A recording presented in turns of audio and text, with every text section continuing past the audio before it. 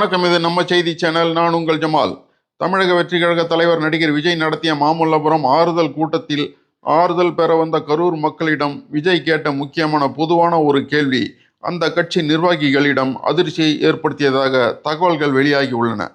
நடிகர் விஜய் முழுமையான அரசியல் பயண திட்டப்படி ஒவ்வொரு வாரமும் சனிக்கிழமை அன்று மக்களை சந்திக்கும் பிரச்சாரங்களை செப்டம்பர் 13ஆம் தேதி முதல் செய்து வந்தார். அதன்படி திருச்சி, அரியலூர், திருவாரூர், நாகப்பட்டினம் மாவட்டங்களை தொடர்ந்து 3வது வாரமாக செப்டம்பர் 27ஆம் தேதி நாமக்கல் மற்றும் கரூரில் பிரச்சாரம் மேற்கொண்டார்.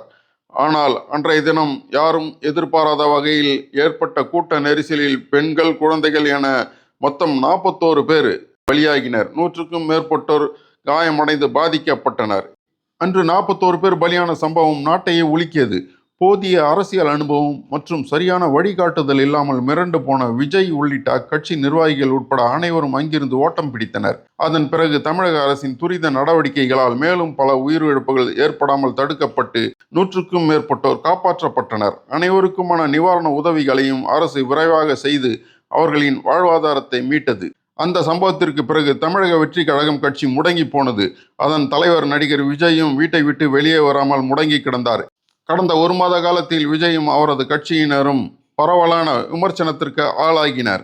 இந்த நிலையில் 30வது நாளான நேற்று அந்த சம்பவத்தால் பாதிக்கப்பட்ட குடும்பத்தினர் சென்னை மாமல்லபுரத்திற்கு அழைத்து வரப்பட்டனர். அவர்களை சந்தித்து அவர்களுக்கு நடிகர் விஜய் ஆறுதல் கூறினார். பாதிக்கப்பட்ட குடும்பத்தினரை தனித்தனியாக சந்தித்து விஜய் பேசிய போது, என்னை மன்னித்து விடுங்கள், இந்த துயர சம்பவம் எனது இதயத்தை நொறுக்கிவிட்டது. வாழ்நாளின் கடைசி வரை பாதிக்கப்பட்டவர்களுடன் நான் இருப்பேன். தேவையான உதவிகளையும் செய்வேன். குழந்தைகளின் கல்விக்காகவும் உங்களின் வேலைவாய்ப்புக்காகவும் உதவுவேன் என்று ஒவ்வொரு குடும்பத்தினரிடமும் தனிப்பட்ட முறையில் விஜய் உறுதியளித்தார். அப்போது அவர்களுடன் பேசிய விஜய், கடுமையான நெருக்கடியில் தான் தமிழக வெற்றி கழகம் நடத்தப்படுகிறது.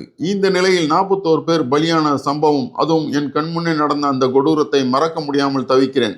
அந்த வழியோடு நீண்ட காலத்துக்கு கட்சியை நடத்தி செல்ல முடியுமா, அதற்கான சூழல் அமையுமா என்பது தெரியவில்லை.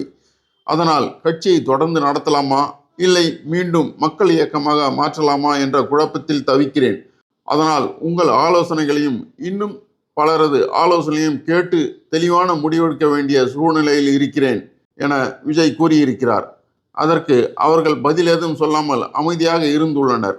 ஆனால் அங்கிருந்த மாநில, மாவட்ட நிர்வாகிகள் கட்சியை தொடர்ந்து நடத்த வேண்டும் என வலியுறுத்தியுள்ளனர். மேற்கண்ட தகவல்கள் அக்கட்சியினர் மூலம் வெளியே தெரிய வந்துள்ளது. ஆக நடிகர் விஜய் அரசியல் களத்திற்கான சரியான ஆலோசனை மற்றும் வழிகாட்டுதல் இன்றி தவிப்பது கரூர் மக்களுக்கான மாமல்லபுரம் ஆறுதல் கூட்டத்தின் மூலம் வெளிச்சத்திற்கு வந்துள்ளது.